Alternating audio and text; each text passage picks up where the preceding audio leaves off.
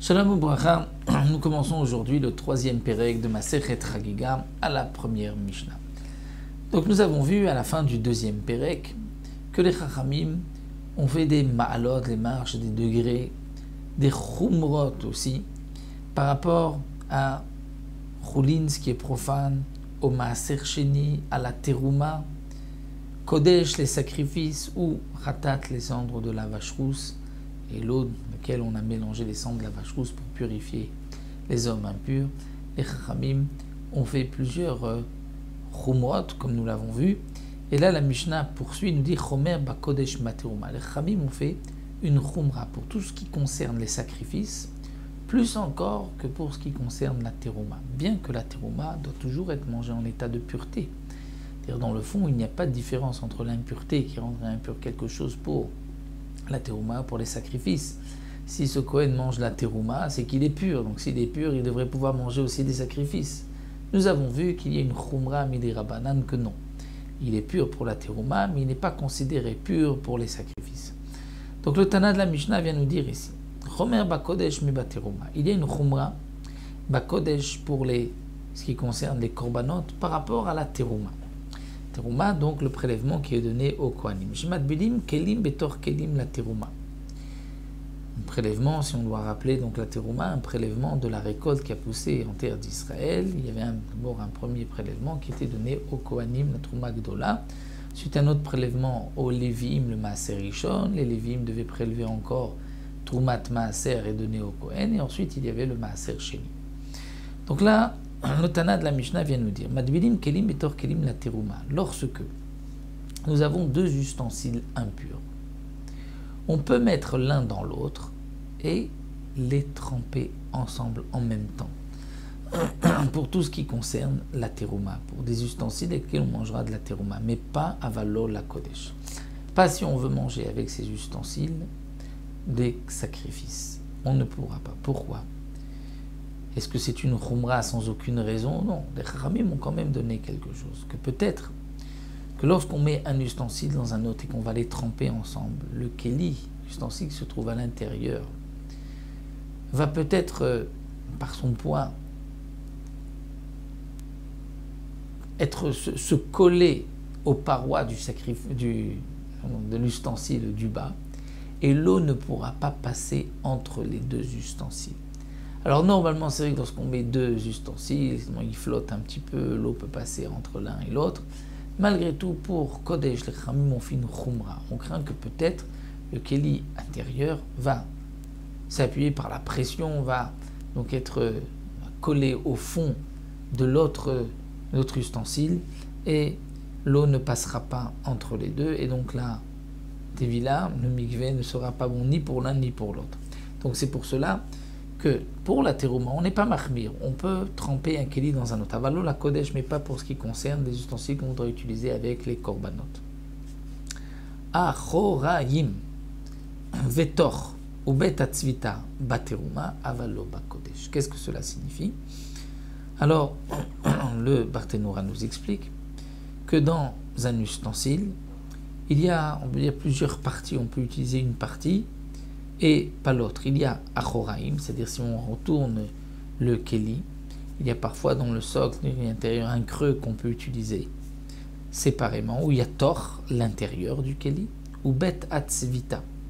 Bet atzvita, c'est, on peut dire, la anse, ou le manche, avec lequel on attrape le keli, puisqu'ils peuvent avoir, donc chaque partie, une utilisation différente.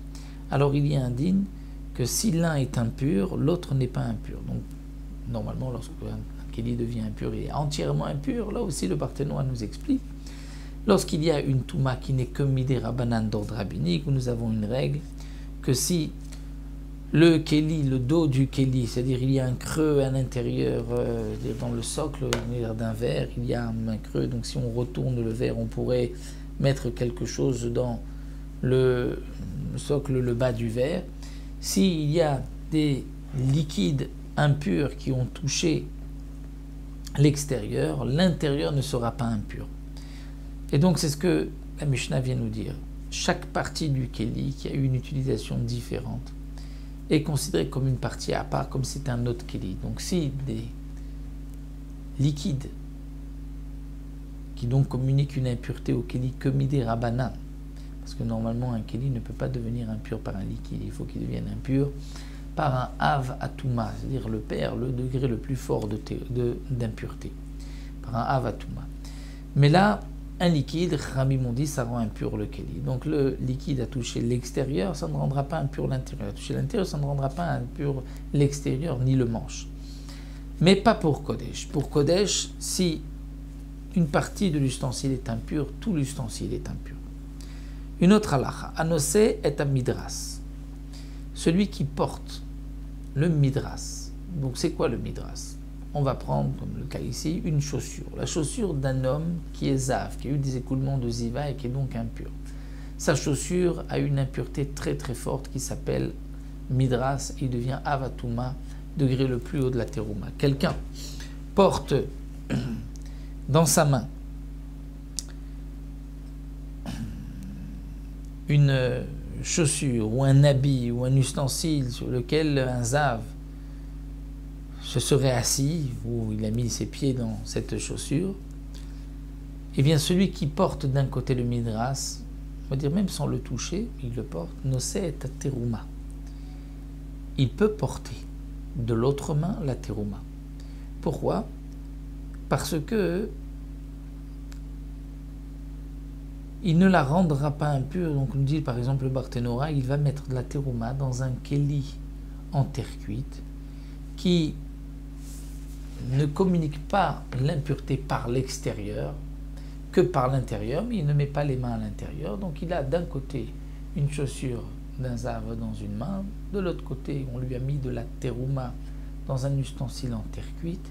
Il peut porter les deux puisque l'ustensile en terre cuite qui ne communique l'impureté que de l'intérieur, là il ne touche pas l'intérieur, il touche l'extérieur, de l'extérieur ça ne communique pas l'impureté, c'est une règle dans le keli en terre cuite, donc il pourra porter, il n'y a pas de problème puisque la terouma n'est pas impure. Aval lo et à kodesh, mais si c'est un morceau d'un sacrifice, il ne pourra pas. Il ne pourra pas, c'est une chumra midera banan. Pourquoi? Rachid Barthénora nous explique, c'est qu'il y avait une fois un homme qui portait d'un côté un tonneau de vin pour verser ce vin sur le misbéar, donc c'était Kodesh, et ça, le lacet ou le lacet, la lanière de sa sandale s'est cassée et il l'a prise dans sa main et sa chaussure était midras zav et lorsqu'il l'a mis, donc mais la lanière est rentrée à l'intérieur de l'ustensile et donc de l'intérieur où il y avait là-bas du vin pour les Nessachim, ça les a rendus impurs. Et donc les Khamim ont fait une xéra, puisque l'histoire c'était avec quelque chose qui concernait le Beth Amikdash, les sacrifices, donc c'est-à-dire du vin conversé sur le misbéar, donc les Khamim ont fait cette xéra que pour le Kodesh, mais pas pour la terouma. Une autre halakha, bigde ochle terouma midras la Kodesh. Les habits de celui qui mange la terouma sont considérés comme impurs pour celui qui va manger Kodesh, c'est-à-dire les sacrifices. Ça, nous l'avons déjà vu, mais c'est rapporté ici puisqu'on montre toutes les chumrot. Lo ke midat Kodesh midat terouma. C'est-à-dire que pas tout ce que on est mahmir pour les sacrifices, on va être mahmir aussi pour la terouma. Sheba Kodesh. Par rapport au din de chatzitza, c'est-à-dire lorsqu'on va tremper un vêtement, un keli, il ne faut pas qu'il y ait une séparation entre l'eau et le keli ou le vêtement. Donc Bakodesh, si on vient tremper un vêtement impur pour pouvoir manger des sacrifices, être habillé avec, alors matir, s'il y a un nœud, on devra enlever le nœud. Ou menagev, si c'est un ustensile qui est encore humide, il faudra l'essuyer, ou matbil, et ensuite on le trempera. Parce que s'il n'est pas essuyé, peut-être qu'il y a quelque chose d'un peu gras qui est sur le keli qui fera écran entre l'eau et le keli. Ou de même, pour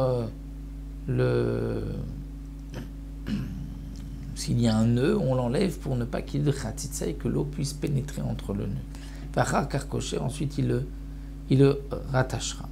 Ou bat terouma, kosher varka matbil. Pour la terouma, il n'y a pas de problème. On peut même le laisser attacher ou l'attacher et le tremper, on ne considère pas, on ne craint pas que l'eau ne pénètre pas dans le nœud. Donc ça, c'est des khumrot que nous avons vus par rapport au Kodesh, que nous ne trouvons pas non plus dans la Teruma. Donc nous avons terminé avec cette première Mishnah. On poursuivra encore avec ces dinim-là dans les Mishnayot qui suivront Be'ezrat Hashem.